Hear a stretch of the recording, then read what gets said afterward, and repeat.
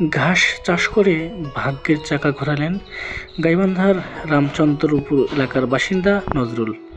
ঘাস বিক্রি করে বছরে আয় করছেন লাখ লাখ টাকা, ফেরালেন ভাগ্যের চাকা। শখের বশে ঘাস চাষ করে লাখপতি বনে গেছেন গাইবান্ধা সদর উপজেলার রামচন্দ্রপুর এলাকার বাসিন্দা নজরুল ইসলাম। স্বল্প পরিসরে চাষ করে আয়ের মুখ দেখে বর্তমানে বাণিজ্যিকভাবে চাষ করছেন নেপিয়ার ঘাস। নজরুল ২০০২ সালে শখের বশে মাত্র ৪০% জমিতে ঘাস চাষ শুরু করেন। ধানের চেয়ে লাভ বেশি হয় বর্তমানে ৩ বিঘা জমিতে চাষ করছেন বিদেশি জাতের নেপিয়ার ঘাস। তার জমিতে কাজ করে হয়েছে অনেকের কর্মসংস্থান।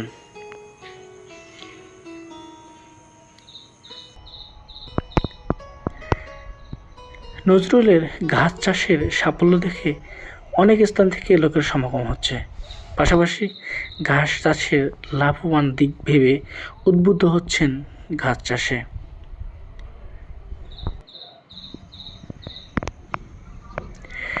ঘাস পশুখাদ্যের পুষ্টির একমাত্র যোগান।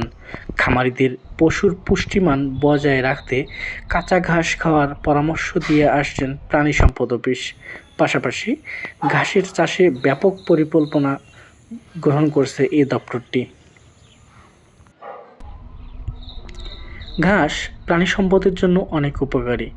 কাঁচা ঘাস পশুর দুগ্ধ ও মাংস উৎপাদনে গুরুত্বপূর্ণ সহায়ক। নজরুলের মতো অনেকেই ঘাস চাষ করে সফলতার মুখ দেখছেন। GRB live, Gaibandha. আমি প্রথমে ২০০২ সাল থেকেই ঘাসের আবাদ করি, তখন ৪০% ঘাস করছিলাম। করার পরে দেখলাম এতে লাভজনক, ধানের চেয়ে অনেক লাভজনক। না ভাই, আমি ৩ বিঘা জমিতে লাগাইলাম। ৩ বিঘা জমিতে লাগিয়া ধান তো ২ বার বছরে কাটা যায়, ২ কাটিং। আর এটাতে ৬ থেকে ৭ বার কাটিং চলে এবং লাভ ধানের চেয়ে অনেক বেনিফিট বেশি। এই কারণে আমার প্রযুক্তি দেখিয়ে অনেক ধরনের আরও আবার আগ্রহ করি, আবার গাছছে অনেক ধরনের। কিন্তু আমার আরও উৎসাহ আছে, আরও বাড়াবো। এবং এর পাশাপাশি গরুর খাদ্যটাও আমার চাহিদা পূরণ হচ্ছে, দানাদার খাদ্যের পরিবর্তে চাহিদাটা পূরণ হচ্ছে। এতে আমার লাভজনক মনে করি, আমি এটা ব্যবসা হিসেবে আমার চালু করতেছি। প্রাণী সম্পদ অফিস থেকে আপনাদের কি কি ধরনের সহযোগিতা প্রদান করছে? সেটা ৫,০০০ টাকা আমাকে একবার অনুদান দিয়েছিল। আর দুইবার আমাকে প্রাণী সম্পদ থেকেই আমাকে প্রশিক্ষণ দেওয়া আছে, সেমিনার করা হয়েছে ২-৩ বার। এবং পাশাপাশি ঘাসের জমিনে আসিয়া পরিদর্শন করিয়ে আমাকে বুঝিয়ে জানাছে যে বলে এই পদ্ধতিতে করা লাগবে। এবং যাই পরামর্শ আবার সহযোগিতা করি, অফিসে যাই, সহযোগিতা নিয়ে পরামর্শ করিয়ে চাষ করি। তাই প্রাণী সম্পদ থেকেই আমাকে সহযোগিতা করতেছি, তাদের মাধ্যমে আমি এই ঘাস চাষ করতেছি। নজরুল ভাইয়ের এখানে ঘাস কাটা, নতুন ঘাস লাগানো, তো ঘাস নিড়ানো, এগুলো আমি কাজ বাজ করি।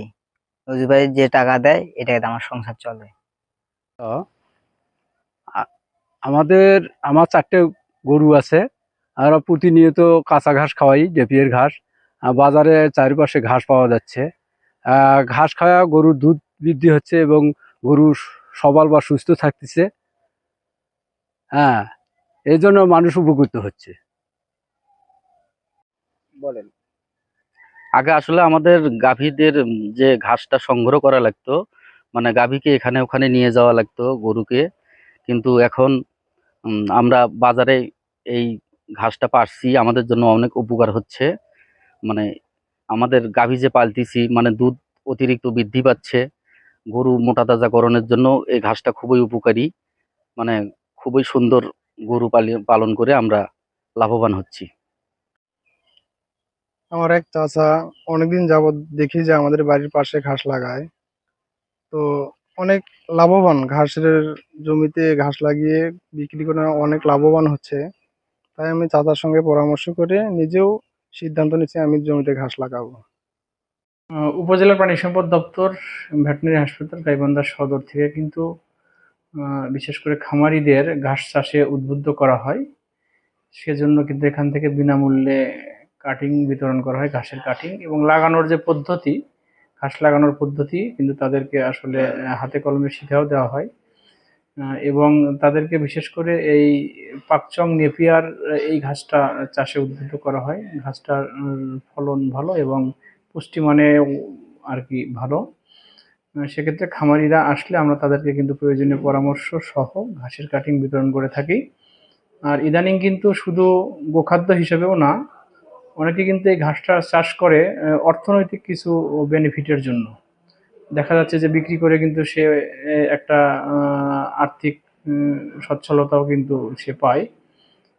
বিশেষ করে গবাদি পশুর পুষ্টির পাশাপাশি সাংসারিক আয় বৃদ্ধিতেও কিন্তু এই ঘাস চাষটা আসলে সহযোগিতা করে। আমরা জানি যে বর্তমানে যে গোখাদ্যর যে একটা মূল্য, এটা কিন্তু ঘাস যদি সে নিয়মিত খাওয়ায় তাহলে দানাদার খাদ্যের উপর চাপটা কম পড়বে, দানাদার খাদ্য তাকে কম কিনতে হবে।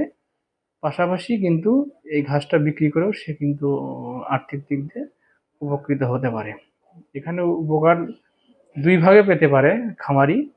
নিজের যে গবাদি পশু আছে এদের যে পুষ্টির মানটা উন্নয়ন করা, পাশাপাশি বিক্রি করে আর্থিক দিক দিয়ে লাভবান হওয়া।